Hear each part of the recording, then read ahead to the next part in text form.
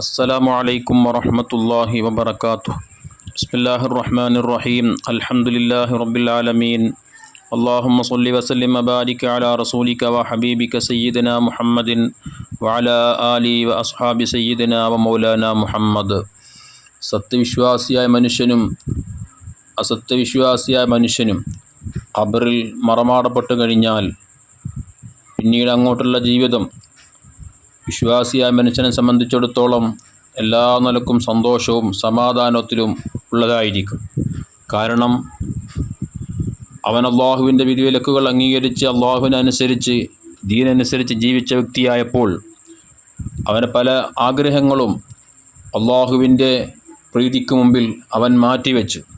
ശരീരം പലതും ഇച്ഛിച്ചു, പലതും ആഗ്രഹിച്ചു. പക്ഷേ അള്ളാഹു പൊരുത്തപ്പെടാത്തത് കൊണ്ട്, ഹബീബായ മുത്തുനബി സല്ലല്ലാഹു അലൈഹി വസല്ലം തങ്ങൾ ഇഷ്ടപ്പെടാത്തത് കൊണ്ട്, വിശുദ്ധ ദീൻ അത് നമുക്ക് അനുവദിച്ചു തരാത്തത് കൊണ്ട് തന്നെ ജീവിതത്തിൽ മാറ്റിവെച്ചു.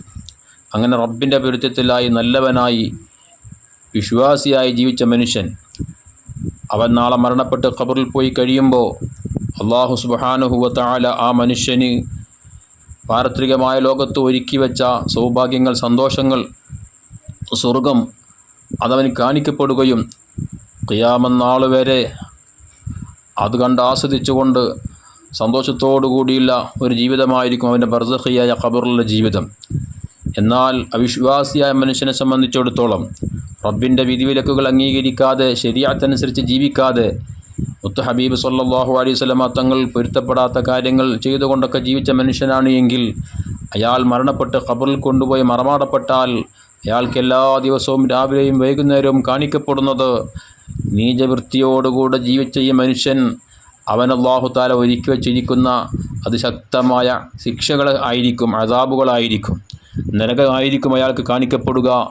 ഇത് ഹബീബ് സല്ലല്ലാഹു അലൈഹി വസല്ലം തങ്ങൾ നമ്മെ പഠിപ്പിച്ചിട്ടുള്ളതാണ്. മഹാനായ ഇമാം ബുഖാരി, മുസ്ലിം റളിയല്ലാഹു അൻഹുമ, ബഹുമാനപ്പെട്ട അബ്ദുല്ലാഹ് ബിൻ ഉമർ റളിയല്ലാഹു അൻഹുമയിൽ നിന്നും ഈ ഹദീസ് റിപ്പോർട്ട് ചെയ്യപ്പെടുന്നുണ്ട്. മുത്തനബി തങ്ങൾ പറഞ്ഞതായി കാണാം, ഇന്ന അഹദക്കും ഇദാ മാത, നിങ്ങൾ ഒരാൾ മരണപ്പെട്ടു പോയാൽ ഉരിദ അലൈഹി മഖഅദുഹു, അയാളുടെ വാസസ്ഥലം, അയാൾ ഇനി കടക്കാനുള്ള സ്ഥലം അത് അയാൾക്ക് ഒഴിവാക്കപ്പെടും. ബിൽ ഗദാത്തി വൽ അശീ, രാവിലെയും വൈകുന്നേരവും. അങ്ങനെ ഇൻകാന മിൻ അഹ്ലിൽ ജന്നത്തി ഫമിൻ അഹ്ലിൽ ജന്ന, ഇയാൾ സ്വർഗത്തിൻ്റെ അവകാശിയാണ്, സ്വർഗത്തിൽ കടക്കേണ്ടുന്ന ആളാണ്, നന്മയിലായ ജീവിതം നയിച്ച ആളാണ് എങ്കിൽ സ്വർഗമായിരിക്കും, സ്വർഗത്തിലെ അനുഭൂതികളായിരിക്കും അയാൾക്ക് കാണിക്കപ്പെടുക. വ ഇൻകാന മിൻ അഹ്ലിൻ നാരി ഫമിൻ അഹ്ലിൻ നാർ, നരകത്തിൽ കടക്കേണ്ടുന്ന തോന്നിവാസിയായി താന്തോന്നിയായി ജീവിച്ച വ്യക്തിയാണ് എങ്കിൽ നരകക്കാർക്ക് ലഭിക്കപ്പെടുന്ന ശിക്ഷ, അയാൾക്ക് അല്ലാഹു തആല നരകത്തിൽ ഒരുക്കി വച്ചിരിക്കുന്ന ആ സ്ഥലം അതായിരിക്കും അയാൾക്ക് കാണിക്കപ്പെടുക. എന്നിട്ട് ഫയുഖാലു, അയാളോട് പറയപ്പെടും, ഹാദാ മഖഅദുക, ഇതാണ് നീ പോയി കടക്കേണ്ട താമസിക്കേണ്ടുന്ന സ്ഥലം.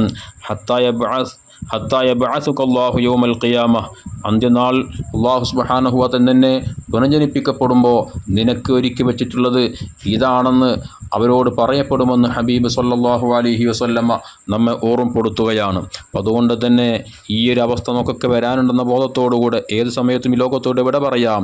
ഖബറിൽ നമ്മൾ ഒറ്റക്കാണ്. അവിടെ നിന്ന് സന്തോഷകരമായ ജീവിതം ഖബറിൽ നമുക്ക് ലഭിക്കണമെങ്കിൽ ഭൗതികമായി ഈ ലോകത്ത് നാം അതിനു വേണ്ടി കഠിനാധ്വാനം ചെയ്യണം. അതല്ല താന്തോന്നിയായി ജീവിച്ചാൽ അദാബോടുകൂടെ നരകത്തിൻ്റെ ആ ദുർഘടമായ അവസ്ഥകൾ കണ്ടുകൊണ്ട് വളരെ പേടിപ്പിക്കപ്പെടുന്ന അള്ളാഹുവിൻ്റെ വലിയ വലിയ അദാബുകൾ കണ്ടുകൊണ്ട് വലിയ പ്രയാസത്തോടുകൂടെ ആയിരിക്കും ഖിയാമത്ത് നാൾ വരെ ഖബറിലും അതിനുശേഷം നരകത്തിലും കഴിയേണ്ടി വരിക എന്നുള്ളൊരു ബോധം നമുക്ക് ഓരോരുത്തർക്കും ഉണ്ടാവണം. അള്ളാഹു നമുക്ക് നന്നാക്കി തരട്ടെ, ഹൃദയവും ശരീരവും ശുദ്ധിയാക്കി റബ്ബിൻ്റെ പൊരുത്തത്തിലായി ജീവിക്കാനുള്ള തൗഫീഖ് നൽകട്ടെ. ആമീൻ. അസ്സലാമു അലൈക്കും വറഹ്മത്തുള്ളാഹി വബറകാതുഹു.